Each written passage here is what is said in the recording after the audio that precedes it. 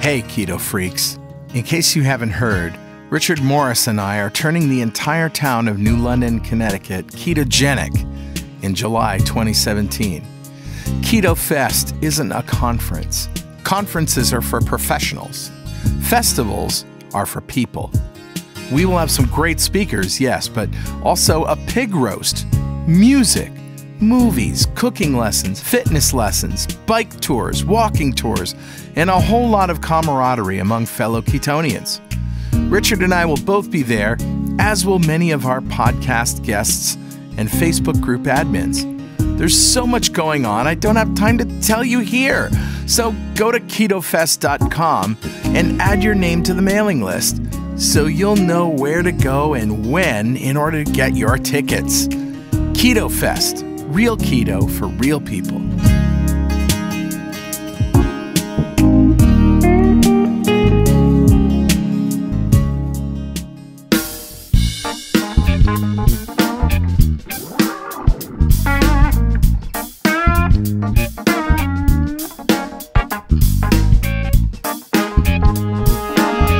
Welcome back to Two Keto Dudes. This is Carl Franklin from Connecticut in the United States. And in February 2016, I put myself on a ketogenic diet to take control of my metabolism. In just 2.5 months, I managed to reverse all my markers of type 2 diabetes with diet alone. As of now, I'm 72 pounds lighter with no signs of diabetes or heart disease. Hi, I'm Richard Morris in Canberra, Australia, and I've been on a ketogenic diet for over 2 years. And when I started, I was very sick with complications from type 2 diabetes. Within 6 months of starting a ketogenic diet, all of my biomarkers of disease had disappeared. I've also lost around 70 pounds, and I've completely turned my health around. And this show is a document of my progress through ketosis and Richard's experience thriving for years in nutritional ketosis. Yeah. And hopefully that might help a few people who are curious about this kind of dietary hacking. Yeah, we're not doctors. We don't want to give anyone any medical advice, but we are keen to share our own experiences.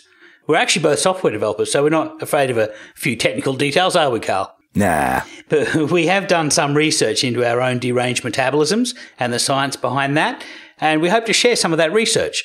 Where possible, we intend to put links in the show notes to cite the research supporting any claims that we make. Right, and you'll probably work out pretty quickly that we're both foodies. Yep, we sure are. We love to cook and we love to eat. So every episode, we both share a keto recipe that cannot be ignored. They sure can't. So let's start podcast episode 34, Inspiration. So, Richard, do we have any corrections or apologies from last week? Yeah, Carl. Last week was the protein controversy. You probably remember it. And I referred to a minimum requirement of 51 grams of glucose being required to run the brain. The actual figure should be 50 grams. I made a rounding error in the spreadsheet that I was working from during the show.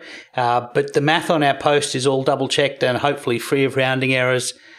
50 grams of glucose from the glycerol released by burning 500 grams of fat, which requires that Angus Barbieri ask his body to deliver 3,850 kilocalories of energy and have at least 123.23 pounds of body fat on him. Wow. Yeah. Angus Barbieri, the guy who fasted for 382 days. That's right. Yeah. All right. So let's recap what a ketogenic diet is. Ketogenic diet is actually any diet that puts you in a state of nutritional ketosis. Sure. Where you're burning fat and you are producing ketones. Yep. And so what we adhere to still is Volek and Finney's recommendation, which is 20 grams or less of carbs a day, which is usually from incidentals like green leafy vegetables and non-starchy vegetables and maybe some nuts. And cheese has got a few carbs in it. Very small amount. Exactly. Yeah. And then protein scales with how much lean body mass you have. That's right. We use 1 gram to 1.5 grams per kilo of lean body mass. Sure. Which is taken from Finney and Volek's Art and Science of Low Carbohydrate Living. And then fat to satiety. Right. What does that mean? Well, if you're hungry, you eat more fat. Yeah. And pretty much we're going to get all of our energy from either body fat or fat that we eat. And do you want to repeat your keto haiku? Because I thought that was brilliant. Yes, my haiku. So that is, when hungry, you eat. Mostly fat with some protein. Stop when you are full. That's so great. So I actually got slammed by Ishay on that, because apparently to be a proper Japanese haiku, I need to mention something from nature or a season or something in that regard for it to be an official haiku. Oh, okay. So how did you do this week, Richard? Yeah, I did well. I finished my fast on my birthday, on my 51st birthday. Happy birthday. Thank you very much. And I did a 5-day fast, and I intended on the third day to ride 100K. But I went out and it was raining, but I still went out regardless. And then I had a puncture, so I repaired the puncture and I stayed out regardless. And I ended up having 3 punctures, and I called it quits because I'd run out of inner tubes and run out of puncture repair kits. So I ended up doing about 35K. That was on Sunday. And then on Monday, I went out again and did another 70K. And that day, I'd repaired all my punctures, and I rode at one point on the highway here, and I had my first ever blowout puncture, which is where, an entire 4 or 5 inch seam in the tube rips just in very quickly. So it sounds like a gunshot going off when you're riding along. It's very scary.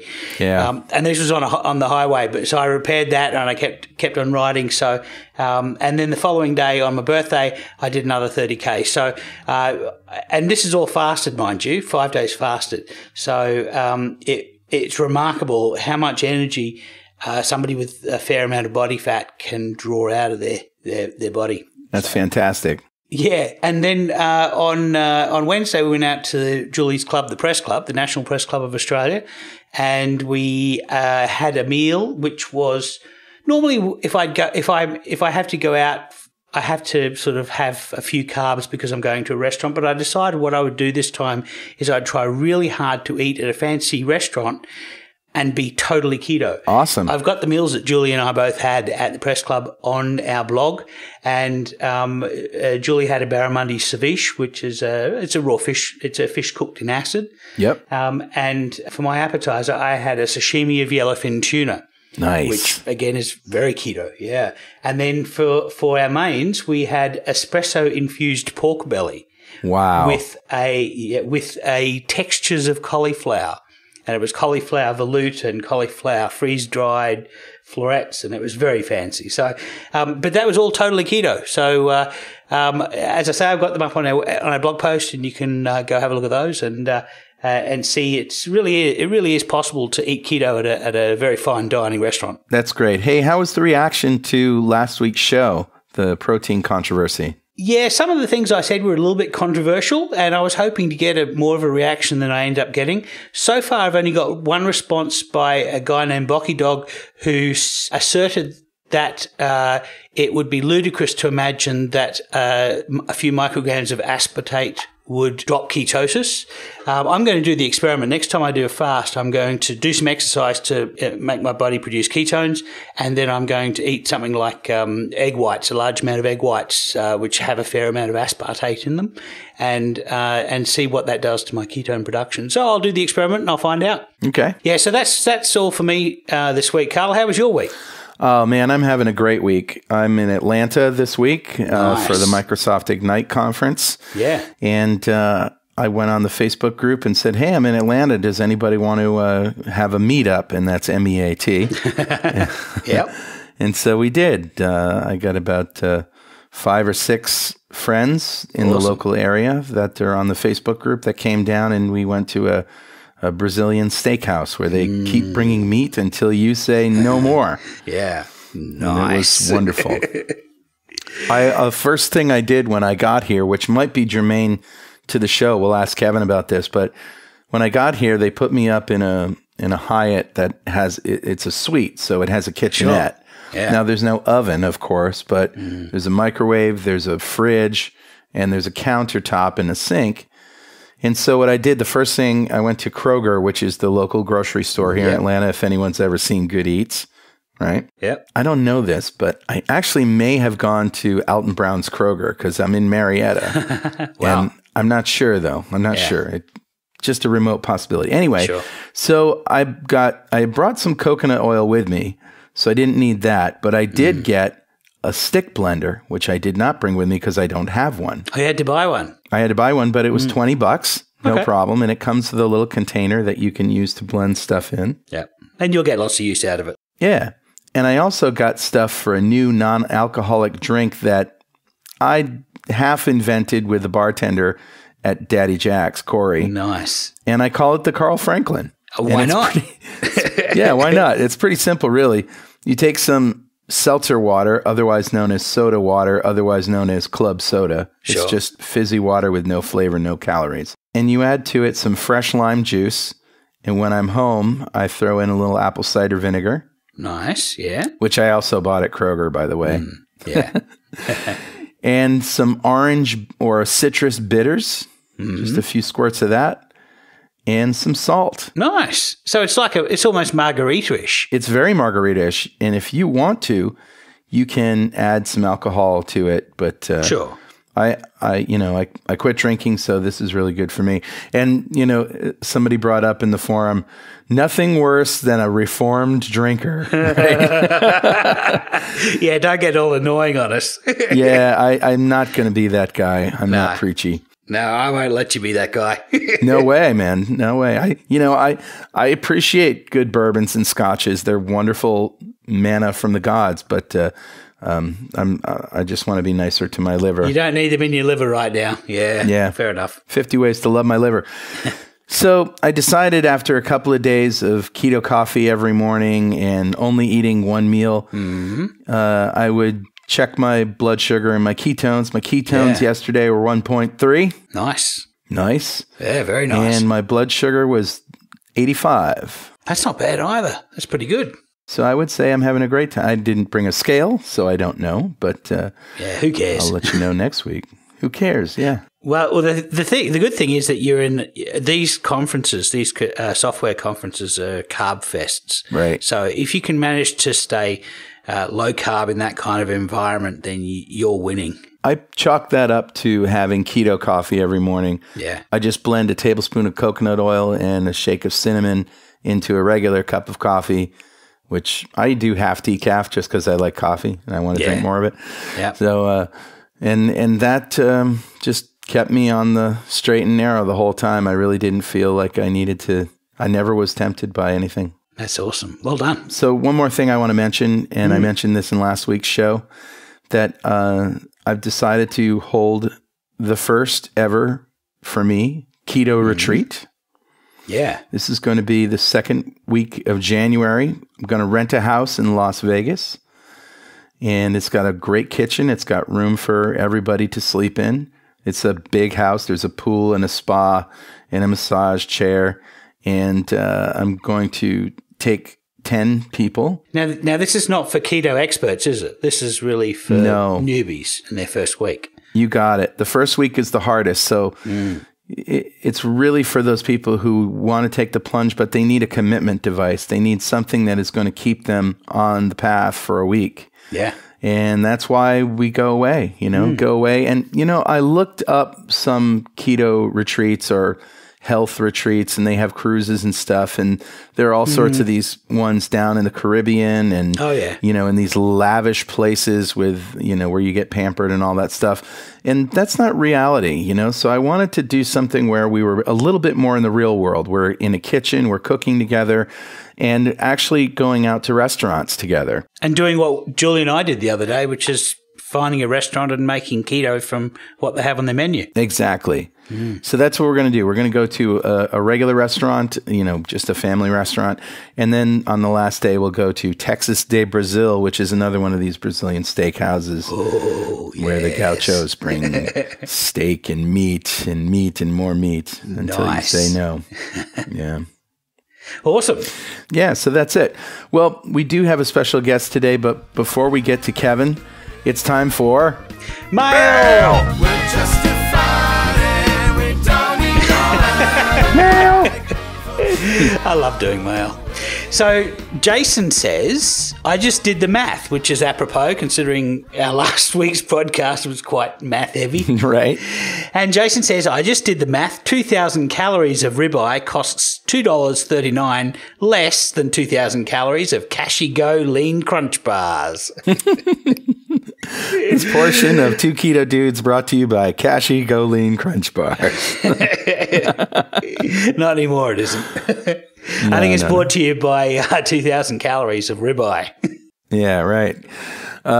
Greg said, many times I have come on this group. Obviously, this is from the Facebook group. Yep. And I have been inspired and amazed at people's progress. Yeah. Today, I have my own success to celebrate.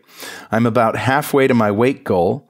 I've lost over 55 pounds, but my big non-scale victory came today when my cardiologist's office called me. The girl said that she was holding the results of Monday's blood work, and the doctor had written a note that said, quote, call him and let him know that he is no longer a diabetic. End quote. Booyah! Booyah! She said that my new A1C is 5.9. Nice. And said that the doctor also wrote, keep doing this diet plan. Well done. Yeah, well done. She also let me know that both lines had big exclamation points. What an awesome call to get. I am more than impressed and more than excited with this way of eating and how it restores good health. That is outstanding. Yeah. So we've got another one from John who says, I've heard stories on this page and others about cheating on the diet. Some even from our brave and fearless leaders about an evening at a wedding, for example, where caution was thrown to the wind and there were, quote unquote, indulgences. Indulgences. I think that was actually me. Of course, folks jump right back on the wagon and get to ketoing again. All eventually evens out and everybody is fine. Yeah. But what I'm wondering is if I know that a time is coming up where on that day I will indulge in the full meal that is served and not pass on things, should I prepare for it to lessen the shock to my system? For example, insulin spike, gut's ability to digest food that I have not eaten since going keto, etc. I've read blogs, opinion pieces that seem to go both ways on this. Would the preparation period just add to the damage that will be done on the day in question? Would it be best to just have a good time and get right back at it later on? I'm not looking for permission or to give anybody permission for anything. I own my decisions. I'm looking to mitigate damage and any guidance or experience that you may have. Yeah. So I guess my response to that is what you can do is you can deplete your glycogen before the event so that you've got somewhere to put any glucose that you eat. So you could say go for a run for 2 hours beforehand to deplete all of the glucose that you've stored in your muscles. And when you eat carbohydrates, it's got somewhere immediately to go that isn't going to raise your glucose in your blood, and it's not going to be converted into instant fat. So so that's one idea, is to go for a run, and then the day afterwards you will have hopefully that any carbs that you eat will go straight into your muscle storage, glycogen, and then the next day go for a run just to empty that all out again. And that's probably going to be the best strategy for coping with it. As far as looking after your gut and making sure that your gut's going to be able to deal with it, it's very difficult to because your gut's not used to it. And you really can't if you spend a week gradually adding carbohydrate to your gut, that's a lot of glucose that you got to deal with. So, if you're going to be following the glycogen depletion strategy, then do you really want to spend the whole week going for 4 hours of running every day? I probably wouldn't. So I would just do that and then just realize it's going to be heavy on your gut. It's going to be like a brick in your gut. I know when I had that accident, I won't ever do that again because I had such horrible knee pain that I could barely sleep afterwards. So that's my. I probably won't do that again, and I'll go out of my way to make sure that the food that I eat doesn't have carbs. Yeah, and these kinds of posts are tricky because some people see it as a prescription for how to cheat. Yeah, true. And while I hate to get in people's brains and think for them. And that's really not what we try to do here. We try to share our experiences. And I think that everybody cheats at least once on this diet because we want to know what happens, and we want to know, we don't believe it. We don't believe it unless we experience it, typically. That's right. So I have done it a few times. Richard's done it a few times. And I do think it's important to, while we're reluctant to give you any tips for cheating, because that's not what we're about. No. While I think it's good that we tell you what our experiences are, and my experiences are this. Every time I've not just a cheat day, but a cheat meal, right? Every time I've done one meal, it's taken me 5 to 7 days to get back to where I was weight-wise. But in the beginning, I would have those telltale signs of a glucose metabolism, which is, stiff legs. As you said, you had knee pain, just feeling terrible. I felt awful. But after I became fat adapted, I still gained weight, but I didn't have those symptoms anymore. So it wasn't so hard on the way I feel, but it definitely punished me at the scale. And it still took a week to get back to where I was. And yes, it was very easy to get right back on the horse the second and third times. That first time was really difficult. It was really, really difficult. So Ron Rosedale says that, and I can't remember the quote exactly, but in the end, your longevity is determined by how much fat you burn versus how much sugar you burn. Right. So if you think of it that way, as few cheat meals as possible is definitely recommended. Yeah. And you want to be fat adapted before you even think about it. And I wouldn't think about it. I would engage the art of distraction. And when you're feeling emotional, what I do is I overindulge in keto foods. And let's face it, there are so many great keto foods. Make yourself a fathead pizza. Yeah, exactly. If as Malcolm Grove says, if you're going to cheat, eat keto. Just eat some really delicious keto, high calorie keto. Go get a bag or a bottle of macadamia nuts. Oh yeah. So people are going to cheat. To see what happens. We can't stop you from cheating. We don't want posts that encourage cheating or any of that kind of stuff, but yet it's going to happen. So sometimes I think, for example, a child learns a lot from sticking their fingers on a hot stove. What are you going to do? Yeah. Just get back on the horse. That's what we prescribe. Yeah, I agree. Okay, and that brings us to our guest today. Kevin Scharmen is here, and I'm going to let him introduce himself. Kevin, you're in a truck somewhere on the side of the road, right? Oh, that's right. I'm in Joplin, Missouri. Joplin, Missouri. That's where the tornadoes touched down. Yep, that's right. 4 or 5 years ago. Yes, I think it was longer than that, but yes, they had I was in the military back then, and my oldest son was still at the house, and we were able to donate some food items here. But it's come a long way. It's a nice place here.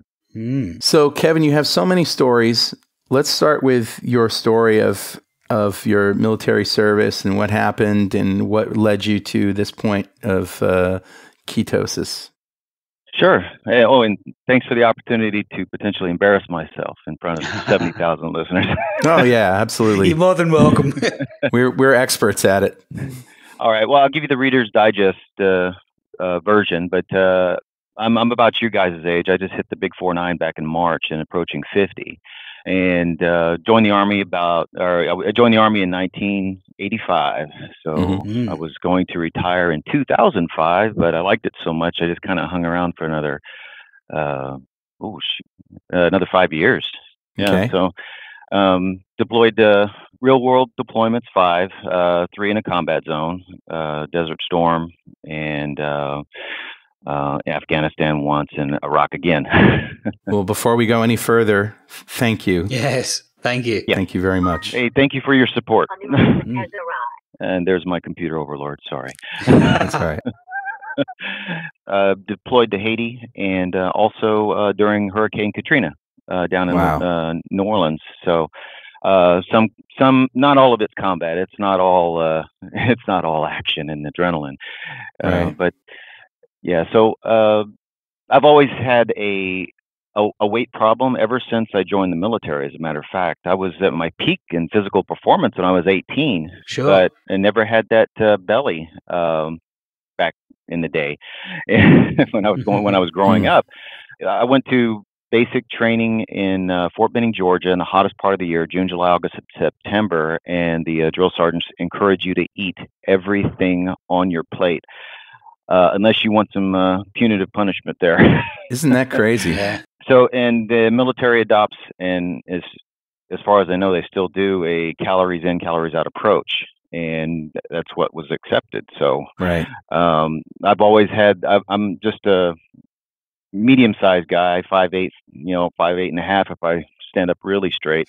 And they do what they call a tape test, and that's just a body BMI measurement, measuring your neck and around your navel. And I've always failed, even though I could pass the PT test. I was always considered overweight.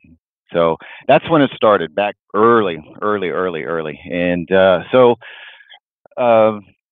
fast forward a few years. I mean, I was still in good shape. I could still pass the tape test, the body fat measurements, but I was always considered over for my age, for my height. I eventually got down to Fort Bragg, North Carolina. That's home of the 82nd Corps. Yeah.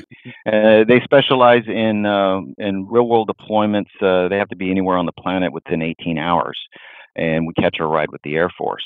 Wow. And I was 27 at the time, and this was my first jump with the division. I had just gone to airborne school, and what happened was that a air traffic controller cleared 2 aircraft on the same runway at the same time while we were doing our pre-jump training. So whether you jump 5 times or 55 times, you still have to go through, actions in the aircraft. It's automatic, so you don't even have to think about it.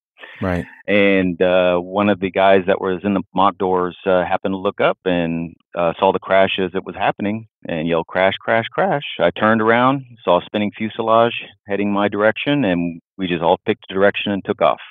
A few seconds later, I was on fire. Oh, man. Well, at that particular point, Dick Van Dyke did not occur to me. Hey, stop, drop, and roll, Yeah. When I finally ran a distance away, I did. It's sandy soil there, so I got down. I was able to put myself out. At least my back was out, but my legs were bent. And so I got up and started running out of the area, and my pants legs were still on fire. I did not realize.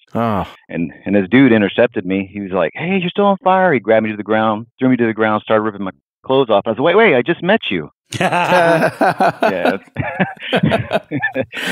that's my joke. I try to put the fun in funeral because there's enough misery in our lives, where you can't, you got to make fun of some things, and if not yourself, you shouldn't make fun of others. But he put me out, and I posted that story, I think, on the 2 Keto thread, just for anyone who's interested. And because I met that guy, that's another story, but I met that guy years later and was able to thank him.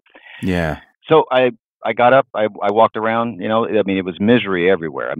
Oppressive heat, things on fire. And eventually I just, I looked at my hands, 'cause I burned the back of my hands. And I was like, "Oh, this doesn't look too good." Yeah. And then I felt the back of my head, and this doesn't feel too good. But it was painful, obviously. And but I didn't feel like I was dying. I was in a lot of pain. I was just in a lot of pain. I didn't inhale any hot gas. So, I wasn't, I did not feel like I was, going to see Elizabeth. Yeah. And you made a full recovery? Yes. Well, I got something from the VA when I finally retired because I have to be careful when it comes to heat sources, and because my hands are burned, so is my back. So if I'm working on a stove, you can use the backs of my hands as coasters for anything hot or cold. Yeah. It won't be a few seconds before I feel the temperature difference. And so I have to be careful with that. The skin grafts came from my thighs, were put on my hands, and they are susceptible to injury. So I just got to be careful. But I did get back on the horse to answer your question, because I was able to recover. They had shipped me to Fort Sam Houston, which is Brooke Army Medical Center. That's the burn center there, and they now, I think they renamed it San Antonio Military Medical Center, and I did all recovery there. And the rule of thumb was for a healthy individual, a percentage a day. So I was burned 34%. I was in the hospital 30 days. And then they sent me back to Fort Bragg to do occupational and physical therapy and do some scar revision surgeries. I had some webbing on my hands, and some thick scarring on the right side of my face. The only thing I'm missing is a little bit of my ear. Oh. And everything else works, if you know what I mean. Yeah, good. Yeah, that's everyone does the man check when. Of course. But the takeaways from this is that I was a 27-year-old guy surrounded by a bunch of young guys and old guys who did not realize that they only had, that this would be their last day on Earth. So it's terrible. I mean, there's lots of what ifs, Right. And we lost 24 people total in that accident, and 90 casualties. I want to say I might be off on the numbers. It was so long ago. The bulk of us got shipped to to SAMC and got our recovery there. So I have a question because I don't get to talk to burn survivors very often. Mm-hmm. Do you still have pain? I do not. No. Once in a while, I'll have an itch, a phantom itch, I guess you could call, on some of the edges of my scar tissue. Yeah. But I don't have any phantom pain. But I'm only speaking for myself because when I became a liaison down there, because of my burn experience towards the end of my career, I put off retirement because an opening came down for a representative of the 82nd to be the liaison between family members, patients, administration staff, any VIPs that came down. I mean, it was a good HR job, but I learned a lot, and I know how lucky I was. Yeah.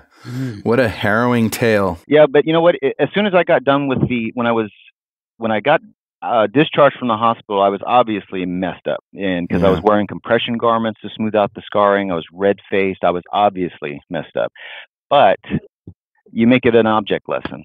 I share this story freely with everybody because there's no sense in keeping it in. I can't say I have PTSD as a result. I mean, I'm well aware of planes now. I've never used to be. Right. But a child, they are the most honest people. They'll come up and they'll say, "Hey, what happened to you?" And I'm making an object lesson. I say, "Don't play with fire." Yeah. Well, and it's just a lesson in not being able to control everything in your life. And sometimes things happen that nobody asks for and they just happen to you. And that's just it's the luck of the draw in some ways. Yes. Oh, sure. The doctors tried to war game it. Like, where were you standing to the best of your knowledge? Was your uniform starched? Did you run this way or that way? Yeah. And there was no rhyme or reason. It was completely random as what they can determine. Yeah. But I was able to make lemonade out of lemons in life, and I'm not the only one. There's quite a few guys who turned their life around and were definitely injured worse than I was. I have one of the rare opportunity to say, "Hey, I knew that guy before he was famous." Type of thing. J.R. Martinez was he made his injuries and was able to develop it into an acting career. You saw him on Dancing with the Stars. Before he was famous, he was a motivational speaker. And one of my fellow soldiers, Bobby Henline, he turned his injuries into a comedian act. You can look these guys up. Yeah.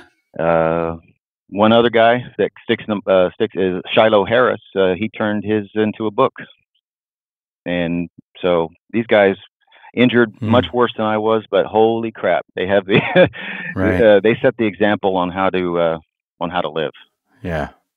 Yeah, it's impressive that you can come back from something like that, seeing a lot of people killed in front of you. I mean, friends and spending the last day with a whole group of people is it's a remarkable thing to come back from that mentally and not have PTSD. I mean, that's just spectacular.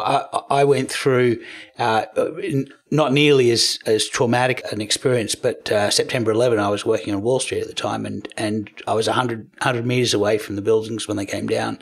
And I still have, sometimes the sound of hail on a tin roof affects me because it sounds like people jumping, and that it's surprising. For me, most times I never think about it, but then it's just some little trigger that just happens and it just sets you off, and it's remarkable to have come away from that. without too much PTSD is spectacular, and it speaks to your mental agility, the ability to think your way through the whole process. So well done. Thank you. I try to override the emotion with logic. So yes. I guess you could say if you want to say I have a slight form of PTSD, I never used to be a white knuckle flyer, but once I got done with all the treatment, I deployed in aircraft overseas. I mean, I wish they would have allowed us a little alcohol for that, so I can be unconscious for it, because that's the one thing I'm thinking of. It wasn't in the airplane when it crashed. I'm thinking I'm in a big container full of fuel, and there's no coming back from it at this height and stuff like that. And it was miserable, but I got over it, and I don't fly when I don't have to, but I still get on that horse. So So how did you get to keto? Well, I started out with Rob Wolf's book. I was like, I've always been interested. I've always been geeky and stuff like that, mostly with a history. And the history being the ancestral health angle and stuff like that. I mean, I've always been interested in diet because of my problems with the military and keeping within the standards. After I got injured, I initially lost weight, and because the skin was just pumping out lots of energy because it was trying to heal itself, and it was energy intensive. I got down to, I think, 170 at one point, and then I kind of ballooned up. But they felt sorry for me because I was injured, and I was not within the standards. Plus, I could not work out and things like that. But eventually, after my initial scar revision surgeries, and I was cleared to jump again. It was so funny because my first sergeant, he's the senior enlisted in the company. I asked him, "Hey, can I jump?" And he's like, "Well, get him a letter from your doctor, and if he says it's okay, then it's okay." So I talked to my doctor. I had been sent back to Fort Bragg, and my doctor, I talked to him on the phone. He said, "Hey, do you think I could jump again?" And he's like, "I don't know. Can you jump again?" And I said, "Yes, I'll send you a letter." That was it. That was it. That'll be $1,000, please. Yeah, that was when the military had plastic surgeons, well, quote unquote plastic surgeons, but he was a good guy. Doc Cheney's his name. So I don't know if he's listening, but I think he's in your neck of the woods there, Carl. Okay. So I got done. I got back into shape, and was still battling the bulge. I knew that the pancreas controlled blood sugars, but I did not know how that all worked out.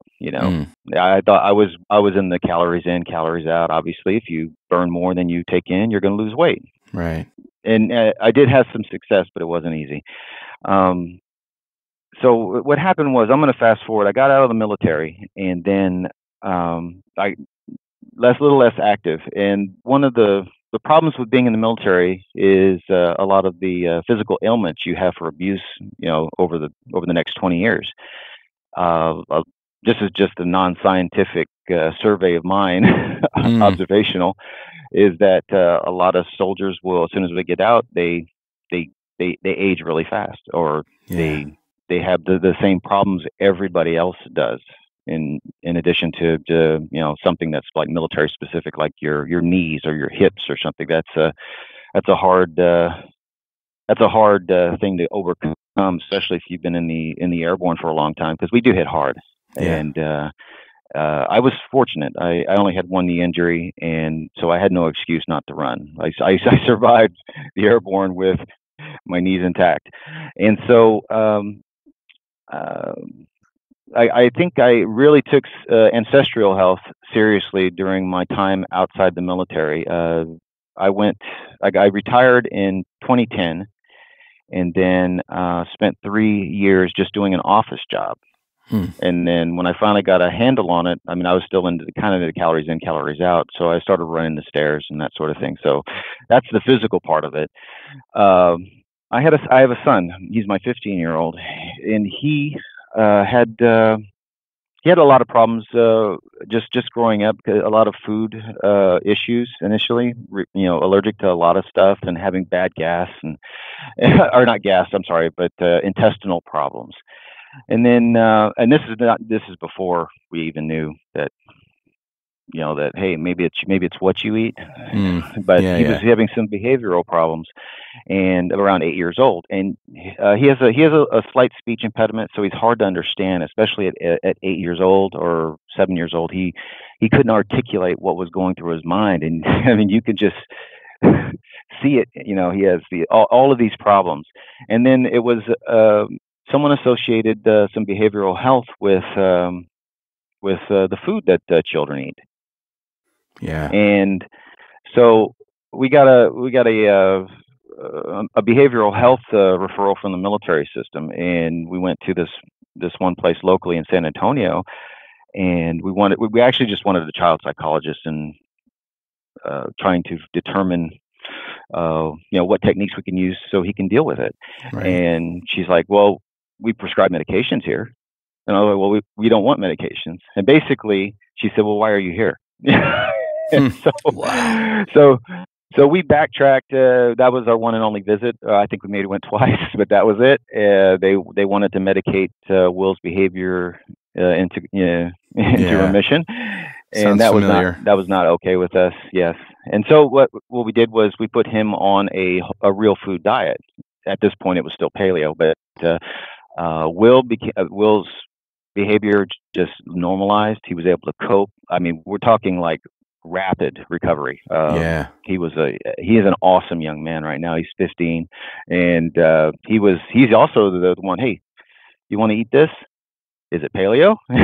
He's like, because he saw the benefits in himself. And okay, fast forward a couple years.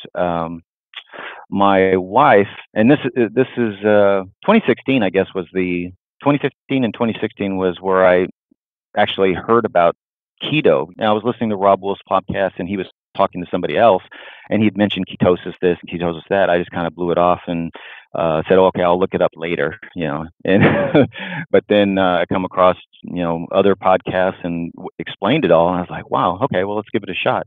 But let's see, what happened is that my wife was having some skin conditions that were mentioned in other geeky podcasts, that that it could be an autoimmune condition of some kind. Wow. And I was like, okay, well, and I had seen Dr. Walls's TEDx talk, and I was like, holy crap. I mean, she has an autoimmune disease, and she was able to tweak her food intake to herself. And I'm like, that makes a lot of sense. So I bought my wife the Walls protocol and told her to, have at it. By this time I was out and about, driving, and it wasn't like a few weeks later, she had gotten an examination, and the doctors were concerned with her liver enzymes. Yeah. And I was like, oh, okay. So she got a retest, and they're like, okay, you have a fatty liver. Ouch. Wow. Total coincidence. I gave her the Walls protocol, and then suddenly she has a non-alcoholic fatty liver. And so now I'm looking through all the literature. What is exactly a non-alcoholic fatty liver? Because I've heard it on you guys' podcast and everybody else that it's going to be the new upcoming condition. It's going to be the new normal here shortly. Mm-hmm. And so she volunteered to get biopsies done and not experimental drugs, but a known drug to they've had some success in it. And so, and I got my wife's permission to talk about this. Okay, good. Okay. And so there was a few months later, she got another biopsy done, and a different doctor who is top in his field. However, he was kind of new at it, and he calls her up, or she visits, and the doctor says, you have stage 4 cirrhosis. Wow. There's a happy ending to the story. So the cirrhosis diagnosis was completely incorrect. Oh, no. And yes. And good. Yes, completely incorrect. Yes. She was a little bit angry with the doc, and I told her, hey, look at the bright side. You didn't get a good, clean bill of health just to find out you only had 2 weeks to live. Yeah. I mean, it was a human error, but it wasn't not in my opinion, a negligent human error, because he was a new doc. He is top in his field. and no one got hurt. And actually, it was good news, So let's keep them on on a trial basis. No, Yeah. no, they have wonderful doctors there at the San Antonio Military Medical Center, and so once it was all corrected, her current diagnosis was stage. They call it a stage 2 fatty liver, and with no cirrhosis. Wow. And so, and the results of her her latest biopsy was that her enzyme numbers were trending towards the good territory. And this was only a few months into her diet. And she primarily did a paleo thing like your son did, or did she go full keto, or what? I would say she's more keto. She's not measuring her macros. She's getting probably the bulk of her energy from fats, but just she has a problem digesting fat, so we're tinkering with that. Yeah. A lot of the leafy greens, and a moderate amount of protein. So she and we as soon as we get back, we lack the tools, the measuring tools to determine whether or not we are in ketosis. So when she got on the Walls protocol, I mean, we're a team. She and I are a team. We've been married for 20 some odd years. So Great.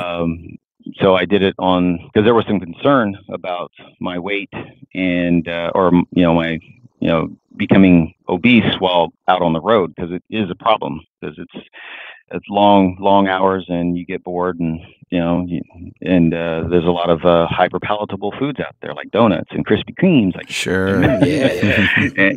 and so that is sort of my motivation. It is my motivation to stay with her on this journey until we can get her liver completely healed, and plus she is insulin resistant. I was blessed myself because her numbers are going the right way, and she actually said I was in denial, because as soon as she got the cirrhosis diagnosis, I'm like, you know what, we're going to try to fix what liver she had left. That was my goal.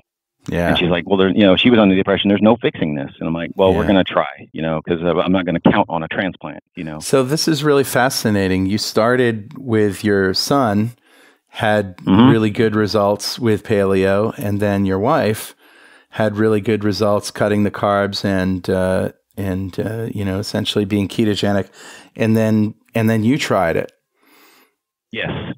And so you're doing keto on the road. Yes, I am. And that must have its own challenges, as you're saying, with all these Krispy Kremes and things out there. How on earth do you do it? Well, I've been very blessed as far as not being sensitive to any food. I've never been diagnosed with insulin anything. I've always had normal. I mean, if I eat too much, I get overweight, and if I don't exercise enough, I'll have a slightly higher blood pressure. I'm treating myself as if I were a type 2 diabetic. Okay. Even though I'm not. Yeah. And I try to eat to live and not live to eat. And but I'm changing that, because my wife, I'm not a foodie, but my wife is. And so the recipes that you guys put at the end of your podcast are very helpful or will be very helpful when I'm finally back home. But going into the only time I find myself weak is if I'm hungry, or I'm emotional, I'm menstruating or something. Yeah. What kinds of foods do you bring with you, and how can you prepare them? Well, I'm a convenience kind of guy. There's another driver that's actually on the podcast, and he's more of a preparer, because there's plenty of times to prepare, but I'm a lazy guy, and so I was an early adopter for myself of the chicharrones, the fried pig skins, because there's only two.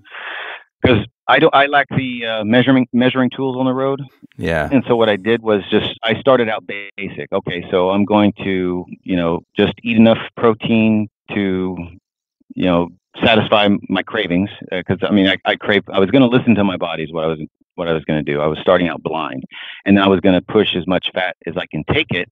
And then once I got to that point where I couldn't take it anymore, I dialed it down a little bit. So with the chicharrones, sometimes Walmart, if I can say Walmart, these big Sure. box grocery stores have sometimes they have truck parking, and they allow us to not necessarily overnight, but stay a little bit to go do a little shopping. So I'll get the sour cream or the pre-prepared guacamole, pico de gallo. I also got some coconut oil. So I kind of mix all that together, and it makes an excellent dip for the chicharrones. Nice. Fat in addition to other kinds of fat. And Steven, the other trucker guy, hey Steven, I know you're listening, but no, he because I was posting some of these things on the Facebook, and then he'd come back with other ideas, because they have all kinds of gadgets that are 12 volt. I mean, you can cook your own meals within the truck and do all kinds of preparation stuff. So, I mean, I have a cooler, and some of these other dudes have refrigerators within their truck. I mean, they're not suffering. It's maximizing the space to your comfort level. You know, some people have big screen TVs and satellite and all that kind of stuff. So, and how has the ketogenic thing worked for you? I mean, we haven't really talked about your results. How long you been doing it, and what's happened? Okay, so I've been doing it seriously since, let's see, this is September, so real serious since November, after Thanksgiving. It was after Christmas, because I indulged with the family during that time. Yeah. Only gained a few pounds, and because I've been doing just the real food, eating between a certain amount, between certain hours, like within an 8-hour window, and then fasting the other 16. And I respond really well to that. And so, but when I started getting really into, you know, ketogenic, I was like, well, I don't have the measuring tools to see. So let me listen to my body, do it like they did back in the caveman days. And I almost immediately, about within 2 weeks, my mental clarity it's subjective, but my mental clarity has definitely improved, and I'm more sensitive to conversation too. You know, listening to my wife and not like going off. You know, it's not a mental fog, and my emotionally, I'm even keeled. I mean, I don't go off the handle. Sometimes I do, but. Those are really good signs that you're in ketosis. The mental clarity, the focus, the stability of moods. You don't need a meter to tell you you're in ketosis when you've got that kind of result. Absolutely. Right. And I enjoyed your last week's podcast for the protein, because it answered a few of my own questions, like how much protein do I actually need? Because a lot of the experts don't exactly agree as to how much. And so I'm just listening to my body. Hey, I'm craving fish today. Yeah, that's right. So I'll do just enough. And if I feel like if I'm driving and I feel like I need to eat, I have to determine whether or not am I really hungry or am I thirsty. So I have a gallon of water that sits right next to me, and so I'll go ahead and take a swig of that, or the keto coffee. I have my own. In my cooler, I keep a thing of full fat cream and unsalted butter that I just drop into it and take it inside the. Well, you can. I have a Keurig too, so. All right, nice. Not suffering. No. And how much weight have you lost? Let's see. I started this process at my greatest. I was between 222 to 230, and I weighed myself. Last week I was at 181. That's great. Yeah, 175 between 175 and 181, and so I ditched the scale, because at my height and weight, or at that height, the scale becomes counterproductive if you're going to base your success on that. Yeah. So I bought some tight clothing, some T-shirts that I bought at the truck stops. You know, one that says Virginia or. Yeah. Well done, sir. Thank you. Yeah, that's Thank awesome. But I plan on getting some of the measurements, some of the measuring tools when I get back home to actually see if I actually am in ketosis. If so, by how much, and do the same for my wife as well, because she's on board with this, and so is my my middle son. I have a 19-year-old too. He's in university. Yeah. Well, Kevin, this is such an inspiring story, and anyone who's out there listening, how can they reach you if they want to send you a message? I am publicly searchable on Facebook, and I don't read my emails as much. And your name on Facebook is R Kevin Scharmen. And how do you spell your last name? SCHARMEN. And you can be found on our Facebook group. Yes, I can. Absolutely. Yes, I can. I'm going to turn my wife on to you guys' Facebook, and whenever this podcast goes. I wanted to say kudos to you, Carl, because you're dedicating the next 50 years to help people. Yeah, thank you. And well, for me, there's no greater accomplishment than saving a life.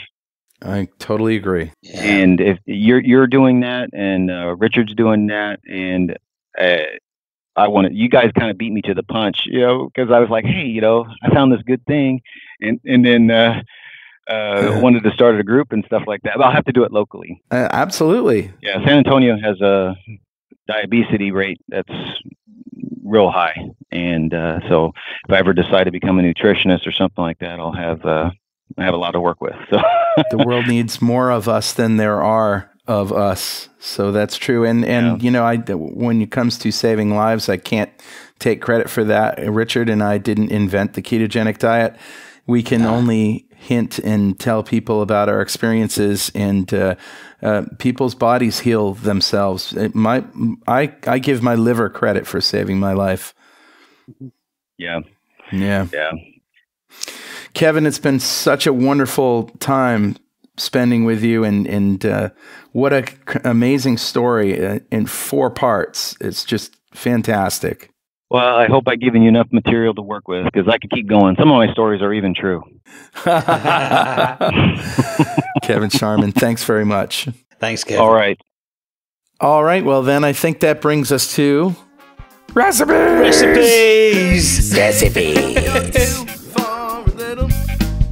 So this is the bit that Kevin said really helps he and his wife out. I don't have a very valuable recipe today. I'm doing an extension of Kim Houghton's recipe from the Female Show. Right. And in that recipe, you might remember that she made lemon curd with 4 egg yolks. And what I'm going to do is I'm going to take the meringues and I'm going to beat them up until they're stiff peaks. I'm going to add some cream of tartar. So I've got 4 egg whites left over from that recipe. Yep. And I add about a teaspoon of cream of tartar. And what that does is it helps the egg whites beat into very stiff peaks. Yes. And I'm going to start out originally with a bowl that I put in the fridge, and you got to make sure when you're beating egg whites not to get any fat in the bowl. So I put a bit of cling film over the top and I chill it down. I take those egg whites. I've got to make sure if there's any yolk in those eggs, you've got to pull it out with a spoon and get rid of it and all of the egg white around it, because you want to have no fat at all in it. I usually end up tossing them and starting over. Yeah, that sometimes happens. But this time when I made the curd, I was I made very certain that I had entirely whole yolks and did them one at a time into a bowl, so I could make sure of that. So I've got 4 egg whites. I've got a teaspoon of cream of tartar. I've got a chilled bowl, and I've got some beaters that are, and I basically beat that until it stiff peaks. And I added a smidgen of pure sucralose powder. Now, smidgen's actually an accurate measurement. It's 1/32. Yeah, it's actually an actual measurement. It's like something like 1/32 of a teaspoon. So wow. If you make cheese or you do anything to do with cultures where you're taking a small amount of spores and adding them to a recipe, you get these special spoons. But what you can do is you can just you can eyeball the very tip of a teaspoon into sucralose. But what you're trying to do is just sweeten it a little bit. Yeah. But you can do it without sweetener if you want. So What I did was I got a silicone muffin mold. that holds 12 mini muffins. And it's basically a small puck-sized, small discs about 1.5 inches in diameter. And I put that silicone mold with the egg white mixture in it in an oven at 120 Celsius, which is about 250 Fahrenheit. So it's a low temperature, and I put it in basically until I watched them until they went slightly brown on the outside, and then I knew they were ready. But it ended up being about 20 minutes, 25 minutes. And so then I take them out and let them cool down on a bench, and then I put them in the freezer, and that's where they stay until I'm ready to use them. And then you just top your lemon curd pies or whatever with them. Absolutely. And you've got lemon meringue pie. On a bowl, I put one of these little meringues down on a bowl, and then I put a little dollop of the lemon curd on top of that, little nice tart sweet lemon curd, and then maybe put a blueberry on top of that just for finesse. But so that's my recipe. It's an extension of Kim's recipe. It's sort of like it's taking egg to the next level. You know what I love about today's recipes is that we're going all French. Okay. You got meringue, and I've got béarnaise sauce. Oh, and I love a good béarnaise. And maybe this is subconsciously in response to my comment about brie spread last week, for which I got crucified. Yes, well, fair enough. Yeah, fair enough. And just for the record, I was curious. It had no carbs. I wanted to try it. But I am a brie hound. I love full fat brie, triple cream, double cream, whatever it is. I spread it on bacon and use the bacon as crackers. Some of my favorite brie is a German mushroom brie, which I get at a local cheese shop in Old Saybrook, Connecticut called Fromage. So you've established your cheese credentials. I have established my cheese credentials, please. No more hate mail. All right. So let's talk about béarnaise sauce. Béarnaise is related to hollandaise in that it's a very butter-rich, egg yolk-rich sauce. It's one of the 5 classic French sauces. And I may even go through all 5 of those throughout the next 5 shows. But we're starting with béarnaise.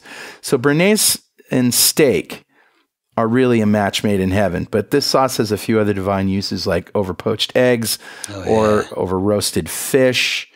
Anything that you might think of a tartar sauce like rich sauce. And I say tartar sauce because that's the closest thing I can think of. It's very heavy in tarragon though. So it's a tarragon based one, isn't it? Yeah. All right. So this recipe is from Epicurious, which is a great app, website, just a great collection of recipes that are all rated.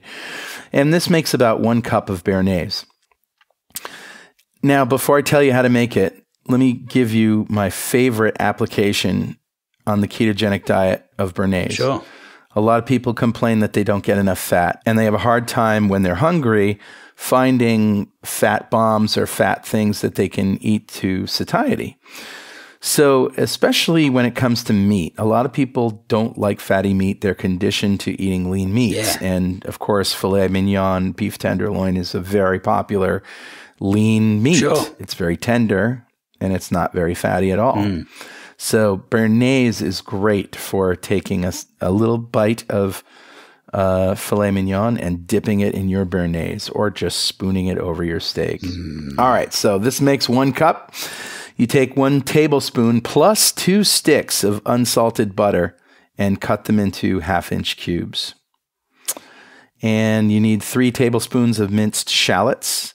You need some kosher salt and freshly ground black pepper, or you can use sea salt or pink salt. I don't care. Yeah. 2 tablespoons of champagne vinegar or white wine vinegar. I haven't tried it with apple cider vinegar, but that might be my next test. 2 large egg yolks. 1 tablespoon or more of fresh lemon juice, and squeeze it yourself, kids. Don't get the lemon juice in a bottle. No.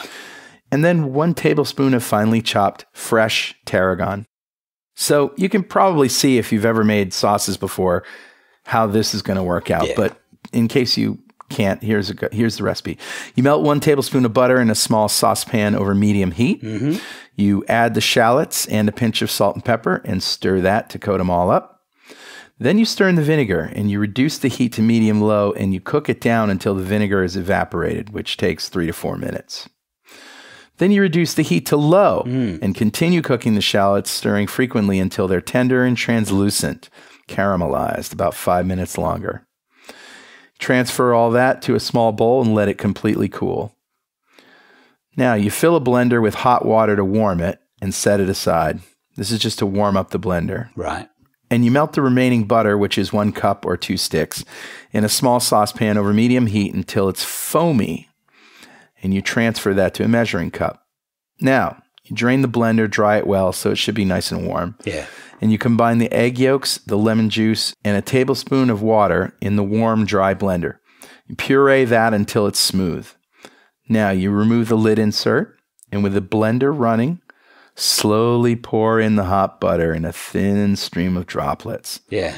You want to discard the milk solids at the bottom of the measuring cup. And if you're really, really cool, you can make ghee, which is clarified butter first, and use that. So it's really like a mayonnaise. You're making an emulsion now, aren't you? You're making an emulsion. Absolutely. So you continue blending until a smooth, creamy sauce forms, about 2 or 3 minutes. You pour that sauce into a medium bowl. You stir in the shallots and the tarragon and season to taste with salt, pepper, and more lemon juice if desired. There you go. Béarnaise sauce. Nice. And this, like I say, is just great on just about everything. I've got to try it on fish. That sounds awesome, yeah. Yeah. They say on fish, like a roasted fish or an oven roasted fish. I imagine it's great on salmon because a little acid and a little, herbaceousness like dill is always really good with fish and salmon. But this is tarragon. It's wonderful. Sure. By the way, tarragon also great on lobster. So this would work well with lobster. Also a lean meat and shrimp. And also really good on carrots, although I don't eat carrots anymore. But tarragon and carrots is a classic combination. So one of the things for people who are growing their own herbs, and I highly recommend that because there's nothing better than having a herb garden as you're cooking and just remembering, I need some sage and knowing exactly where it is and plucking it fresh out of the ground. But one thing about tarragon, there's 2 types of tarragon. There's Russian tarragon plants and French tarragon plants.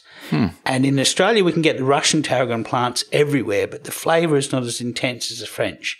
So try and get the French plants if you can. If you're going to plant your own vegetable garden, that's one of the most difficult to find, in Australia at least, the French version of tarragon.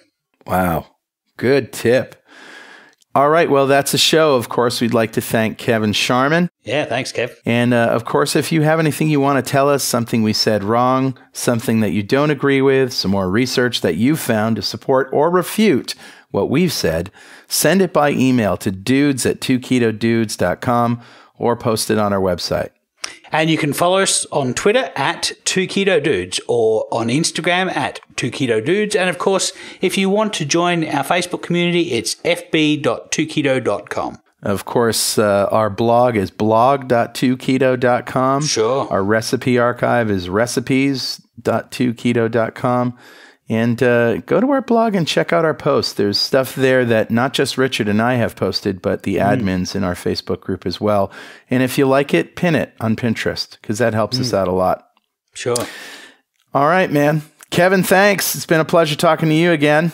Oh, yeah, you too. Thank you. All right, Richard, that's a show. Keep calm and keto on. Yeah, keep calm and keto on, Carl. All right, and we'll see you next time on 2 Keto Dudes.